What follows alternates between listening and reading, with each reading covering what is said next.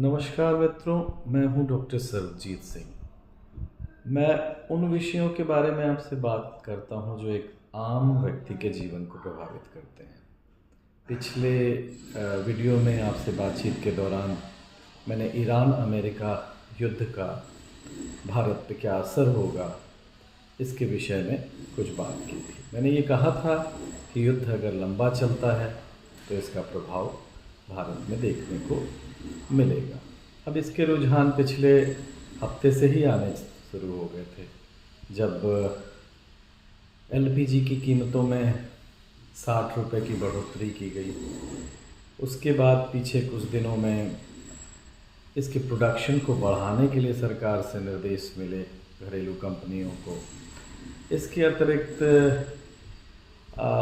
जो commercial use के जो एलपीजीज़ थी उसकी सप्लाई को कर्टेल करने के निर्देश हुए, और फिर जो बुकिंग टाइम था एलपीजी का वो बढ़ाया गया। दूसरा सिलेंडर बुक करने की अवधि 25 दिन के लिए निर्देशित किया गया।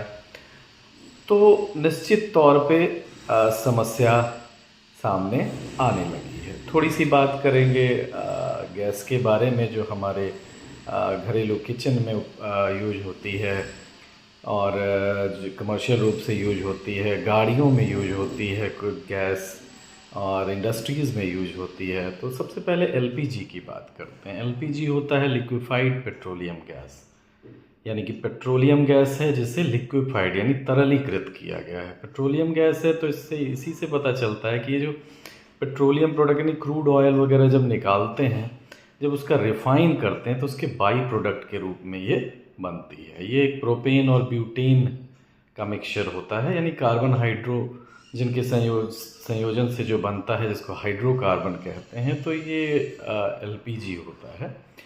अब दूसरा जो एक होता है वो होता है नेचुरल गैस।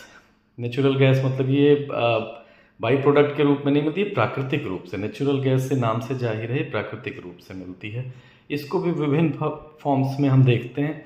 जैसे आपने सीएनजी का नाम सुना होगा, दिस इज़ कॉल्ड, जिसको कहते हैं कंप्रेस्ड नेचुरल गैस। संपीड़ित यानी दबाव करके नेचुरल गैस को दबाव किया जाता है। और आपने सुना होगा पीएनजी का नाम, जो पाइप्ड नेचुरल गैस है, यानी यही नेचुरल गैस कम दबाव पे ही पाइप के रूप में घरों में पहुंचाई जाती है खाना बनाने के लिए। तो सीएनजी हो गई, पीएनजी हो गई नेचुरल गैस के रूप। इसमें एलएनजी भी होती है, लिक्विफाइड नेचुरल गैस। इसको मतलब और ज़्यादा दबाव जब देते हैं तो ये लिक्विफाइड होती है। ये क्या होती है, कम जगह घेरती है। जब बहुत ज़्यादा दबाव देते हैं तो जब इसकी सप्लाई बाहर से आती है तो एलएनजी के रूप में टैंकर्स वगैरह में आती है। तो ये हो गई हाइड्रोकार्बन्स की बेसिक बात। और ये सारी की सारी समस्या इसलिए भी आती है कि भारत जो है इसमें आत्मनिर्भर नहीं है।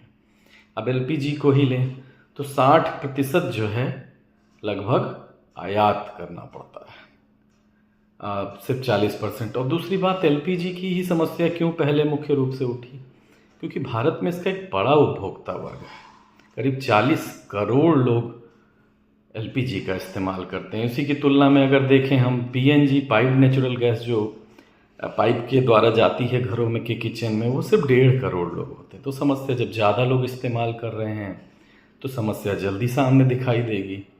तो इसलिए सबसे पहले समस्या गैस की दिखाई दी है।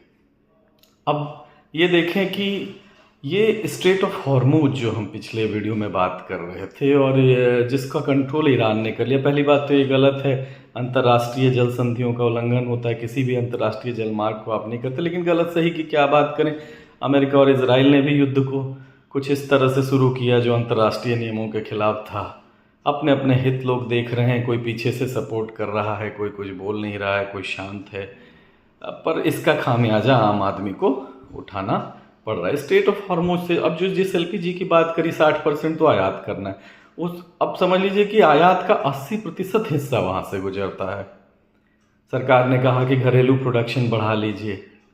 सरकार ने दूसरी जगहों से चीज़ें करने की कोशिश की, चूँकि अब ये जो कि रिफाइनरी से बाई प्रोडक्ट के रूप में निकलता है, तो रिफाइनरी पे तेल भी नहीं आ रहा है बहुत।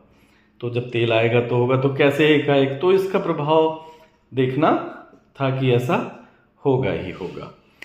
अब ये है कि हम क्या कर सकते हैं। सरकार बहुत सारे कानून को लागू कर रही है। और दूसरी बात यह है कि जो पुराने कानून है, होर्डिंग वगैरह, जमाखोरी वगैरह, लोग पैनिक बाइंग कर रहे हैं, घबरा गए हैं। हाँ, हालांकि देखने में आया है कि वो कतारें फिर से दिखी हैं जो आज से 10-15 साल पहले दिखती थी। इधर दुर्लभ हो गई थी सिलेंडर लेके लोगों का जाना, सिलेंडर के गोदाम पे जाना। तो थोड़ा सा देख देख के भी पैनिक होता है, पर ऐसी अभी सिचुएशन नहीं है। तेल के और गैस के रिज़र्व होते हैं। कम से कम किसी भी हालत में 40 दिन का रिज़र्व तो होता ही होता है, थोड़ा बचा के भी। तो इतना भी नहीं है और उम्मीद करेंगे कि ये जो है बंद होगा। लेकिन इसके साथ साथ एक आम आदमी की भी जिम्मेदारी बढ़ जाती है कि हम गैस का उपयोग कैसे करते हैं। अक्सर हाँ देखा गया है कि घरेलू सिलेंडरों का बाहर कमर्शियल लोग यूज करते हैं। वो नीले रंग के बड़े सिलेंडर्स होते हैं और घर वाले लाल रंग के जो सिलेंडर्स होते हैं। लेकिन वो एक तो वो करते हैं। दूसरी बात, हम ऊर्जा का उपयोग करते वक्त ये नहीं सोचते कि हम कैसे कर रहे हैं उपयोग। कुछ लोग आपदा में अवसर ढूंढने में लगे हुए हैं कि वो तो होर्डिंग तो सरकार उसके लिए सख्त हो रही है, तो हमारी भी जिम्मेदारी बनती है। आत्मनिर्भरता की बात एक दिन की बात नहीं है, आत्मनिर्भरता की बात चल रही है।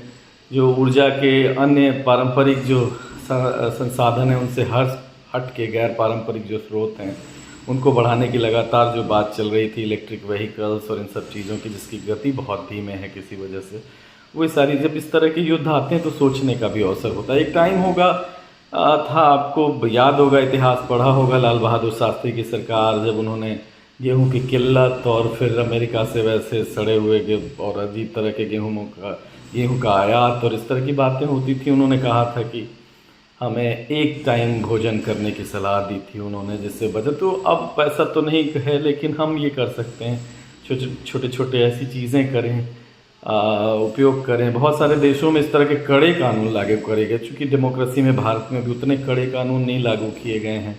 उस तरह हम अपने से गैस वगैरह बचाने की कोशिश या पेट्रोलियम प्रोडक्ट्स के उसकी बात करें, क्योंकि जब इस अनिश्चितता की स्थिति में सभी देश अपने बारे में सोच रहे हैं तो हम लोगों को भी ऐसा अपना देश के बारे में सोचना होगा कि हम इस पे क्या कर सकते हैं।